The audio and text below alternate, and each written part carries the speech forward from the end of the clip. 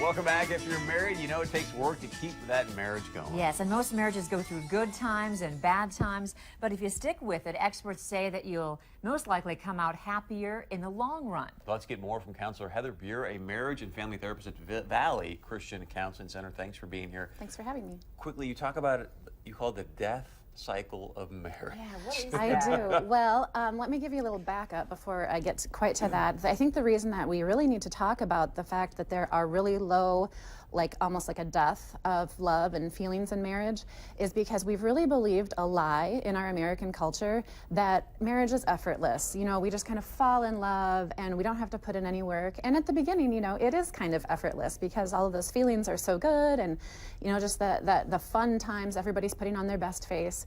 I like to say that dating is lying, you know, because, you know, you're really just showing everything that's positive about yourself, and we all do it.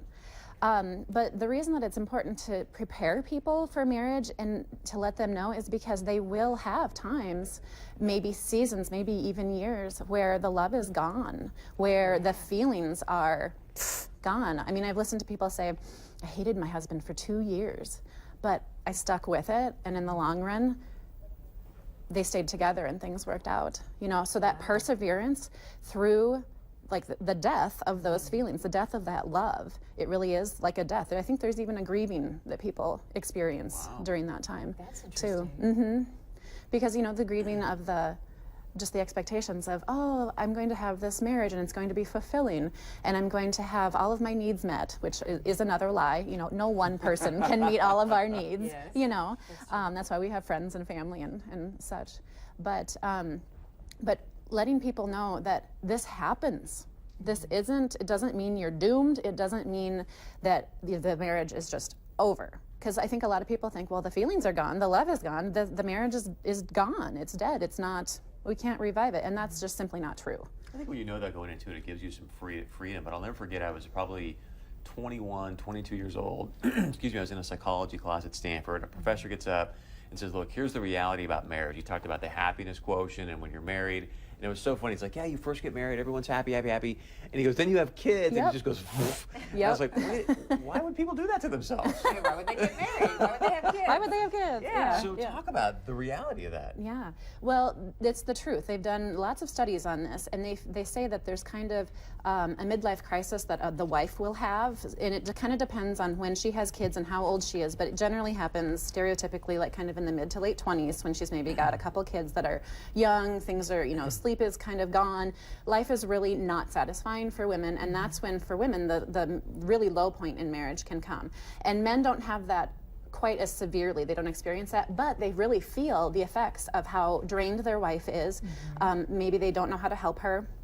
And so that's when the struggle comes, like if they don't keep up communication during that point, if they don't keep up like trying to connect, because if you're just focusing on your kids all the time, yeah, You go your marriage is going to crazy. suffer. Right. Job and kids and trying to just get through the everyday things. And the challenge is the man obviously goes, oh my gosh, I got another mouth to feed. I got to get out there and hustle Right, and work. And when you right. come home, you're exhausted. And it really is, I mean, when you just look at it from that perspective, it's no wonder that people go through challenges. Yes, definitely. Do couples have to learn how to talk to each other in the right way, or do, you know, constructive arguing, is that anything? Well, that is a component of things, but really just the connecting and maintaining a positive view of your spouse. That's the biggest thing or one of the biggest things that John Gottman, who's one of the nation's most well-known marriage researchers and therapists, he says that the love and admiration quotient is really a key component, is like, I should say, excuse me, the fondness and admiration, not love and admiration. Fondness and admiration,